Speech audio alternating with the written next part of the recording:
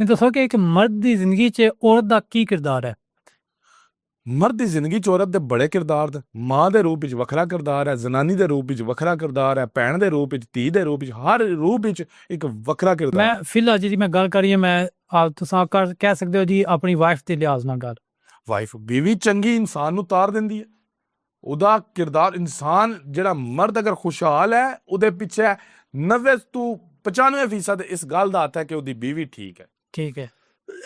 ਬੰਦੇ ਕੋਲ ਅਰਬਾਂ ਰੁਪਈਆ ਹੋਵੇ, ਜ਼ਨਾਨੀ ਮਾੜੀ ਨਿਕਲ ਆਵੇ, ਉਹਦੀ ਦੁਨੀਆ ਦਾ ਜਨਮ ਹੈ। ਠੀਕ ਹੈ।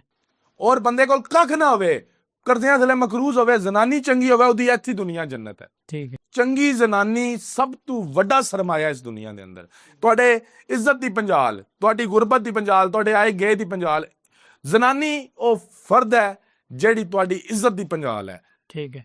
ਕਿਉਂਕਿ ਤੁਸੀਂ ਜਿਹੜਾ ਘਰੋਂ ਬਾਹਰ ਨਿਕਲਣਾ ਹੈ ਤੇ ਉਸ ਤੁਹਾਡੇ ਉਲੀਏ ਨੇ ਦੱਸਣਾ ਤੇ ਘਰ ਜਨਾਨੀ ਕੀ ਹੋ ਜੀ ਹੈ। ਠੀਕ ਹੈ।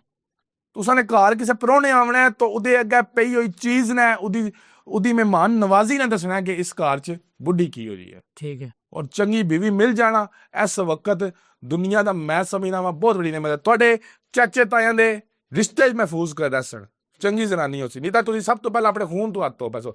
ਭੈਣਾਂ ਭਰਾਵਾਂ ਨਾਲ ਬੋਲ ਚਾਲ, ਮਾਂ ਪਿਓ ਤੁਹਾਡਾ ਅਗਰ ਸੌਖਾ ਹੋ ਸੀ ਤਾਂ ਉਹ ਪਿੱਛੇ ਜ਼ਨਾਨੀ ਹੈ। ਯਾਨੀ ਇੱਕ ਬੀਵੀ ਦਾ ਬਹੁਤ ਵੱਡਾ ਕਿਰਦਾਰ ਹੈ।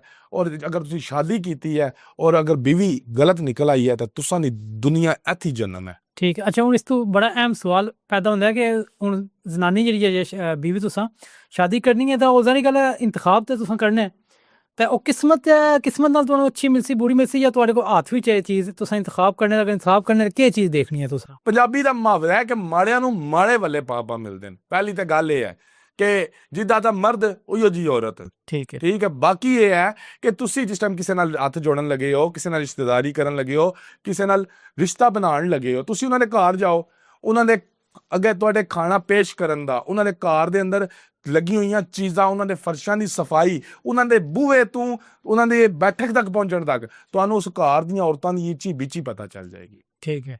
ਕਿਸੇ ਦੇ ਤੁਸੀਂ ਘਰ ਜਾਂਦੇ ਹੋ, ਅਗਰ ਉਸ ਘਰ ਦੇ ਅੰਦਰ ਸਲੀਕਾਮੰਦ ਔਰਤ ਹੈ ਤਾਂ ਉਸਦੀ ਇੱਕ ਗੁੱਠ ਘਰ ਦੀ ਦੱਸਦੀ ਹੁੰਦੀ ਹੈ ਕਿ ਇੱਥੇ ਕੋਈ ਔਰਤ ਹੈ। ਤਾਂ ਜਿਉ ਜੀ ਮਾਂ ਉਹੀਓ ਜੀ ਧੀ। ਇਹ ਤਾਂ ਬੜਾ ਪੁਰਾਣਾ ਹਾਨ ਹੈ ਕਿ ਧੀ ਤੱਕਣੀ ਹੈ, ਨਾਨੀ ਦੇਖੋ, ਮਾਂ ਦੇਖੋ। ਹਰ ਮਾਂ ਬਾਪ ਜਿਹੜੀ ਪਰਵਰਿਸ਼ ਕਰਦੇ ਨੇ ਕਿਉਂਕਿ ਬੱਚੀਆਂ ਜਿਹੜੀਆਂ ਨੂੰ ਘਰ ਦੇ ਅੰਦਰ ਹੁੰਦੀਆਂ ਨੇ ਉਹਨਾਂ ਵਾਸਤੇ ਦੁਨੀਆ ਦਾ ਸਭ ਤੋਂ ਅੱਛਾ ਇਨਸਾਨ ਉਹਨਾਂ ਦਾ ਵਾਲਦ ਔਰ ਸਭ ਤੋਂ ਅੱਛੀ ਖਾਤੂਨ ਉਹਨਾਂ ਦੀ ਮਾਂ ਹੁੰਦੀ ਹੈ। ਉਹਨਾਂ ਦੀ ਆਈਡਲ ਹੁੰਦੀਆਂ ਹਨ ਤੇ ਮਾਂ ਜਿਹੀਆਂ ਹੀ ਧੀਆਂ ਹੁੰਦੀਆਂ। ਠੀਕ ਹੈ।